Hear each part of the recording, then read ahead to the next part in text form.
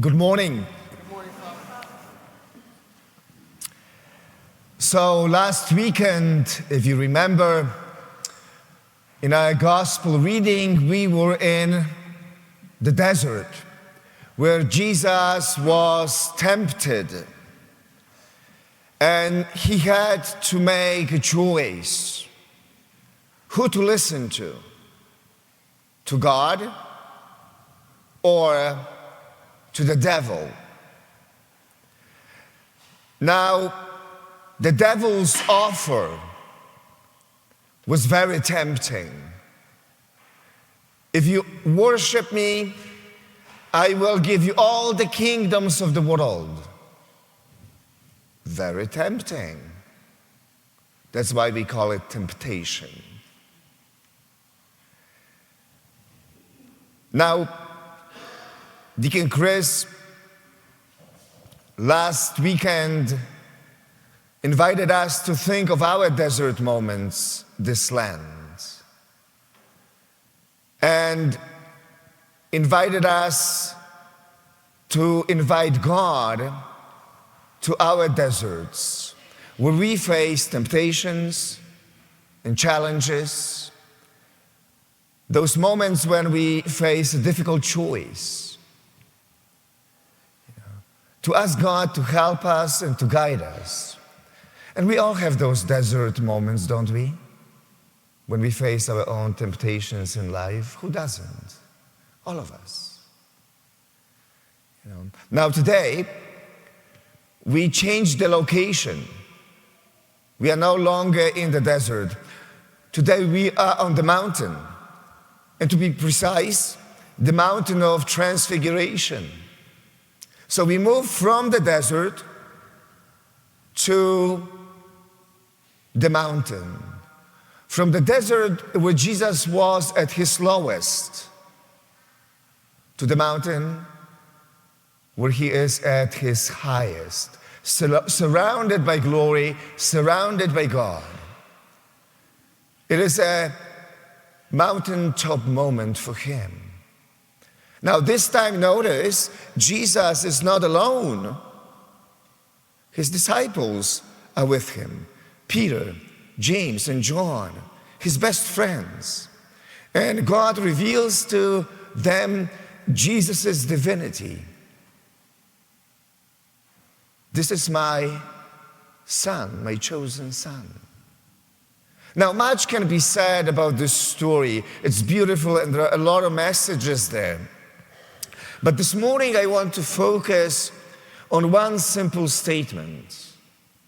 Luke tells us, "Then from the cloud came a voice that said, 'This is my chosen son. Listen to him.'" Listen to him. The gospel invites us this weekend to the mountain. Imagine you are there with the disciples and with Jesus. This is a mountain moment for you. And God invites you and me to do one thing only. Listen to Jesus. Just listen to him. This Lent in particular. So in addition to desert moments, we also have to pay attention to the mountain moments when God invites you and me to listen to Jesus more attentively and more intentionally with an open heart. You see, at different times, the message will be different depending on the circumstances. Sometimes Jesus and God will come to us to comfort us. Other times, Jesus and God will come to us to challenge us. Now, notice that right before today's gospel reading, in which Jesus takes Peter, James, and John up to the mountain, Luke tells us that 8 days earlier, Jesus spoke to the disciples about his passion, death, and resurrection. And this was a hard message to hear. It was challenging. They did not like to hear what he had to say. They had a different idea of the king and the Messiah, sitting on the throne, not hanging on the cross. They couldn't believe what they were hearing. It was challenging. And then Jesus said to them something that challenged them personally. He said, if you want to be my followers, deny yourself. Take up the cross daily. This is a challenging message. So when God in today's gospel says to them, listen to him, that is what God is referring to, at least in the Gospel of Luke. What God is saying to them, listen to him, to what he was saying to you 8 days earlier. Pay attention to it. I know it's challenging, I know it's difficult, but pay attention. Interestingly enough, the next day, having come down from the mountain, the disciples are arguing about who is the greatest in the kingdom of God. And after healing a man who was possessed, Jesus speaks to them again about his passion, death, and resurrection. And they were afraid to ask him questions about it. They did not want to hear what he had to say. Again, it was a challenging message.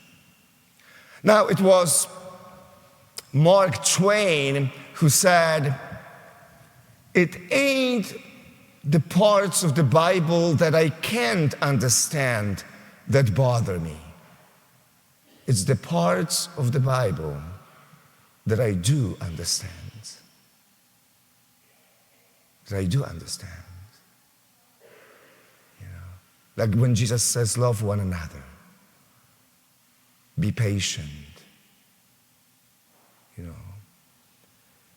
It's another way of saying that the passages in the Bible that are most difficult for us to embrace maybe are not the ones we don't understand, but the ones we in fact do understand.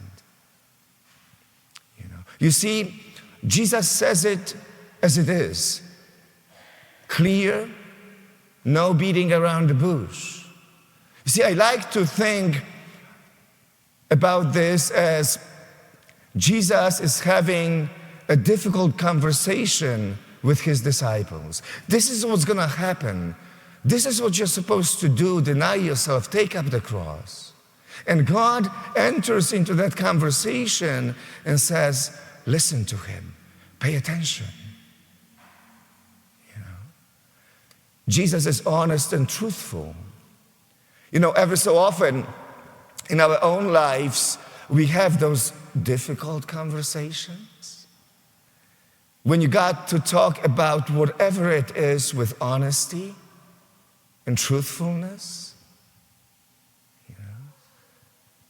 So the question is this: am I open to listen to Jesus only when I like what he has to say, when I agree with him, or when it fits my plans, my desires, or my expectations? Or am I also willing to listen to Jesus when he challenges me? When he is having a difficult conversation with me? When he challenges me and says, love your enemies, deny yourself, pick up the cross, be humble. It's not about being the first, but about being the last. Feed the hungry, clothe the naked. You see, listening to people when we agree with them, that's relatively easy. Listening to people when we disagree with them is much more challenging. When they are honest with us, that's much more challenging.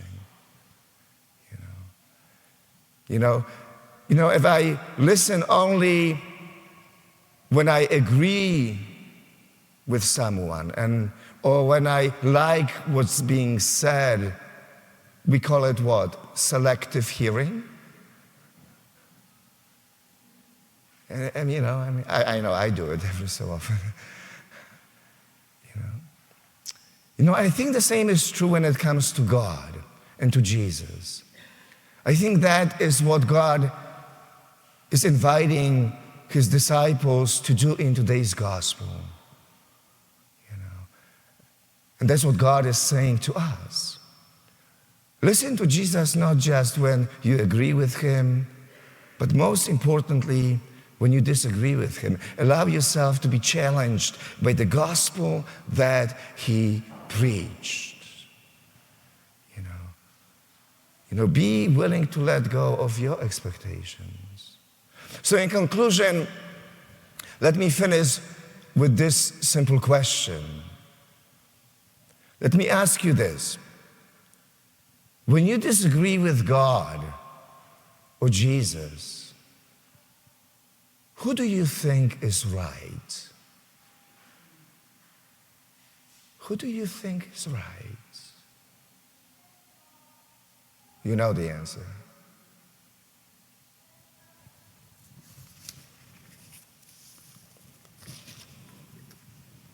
Don't forget to follow St. Patrick's on Facebook or subscribe on YouTube. And please join us for any of our live stream masses this weekend. Details are below in the description. God bless you. Like burning incense, O Lord, let my prayer rise up to you. Like burning incense, O Lord, let my prayer rise up to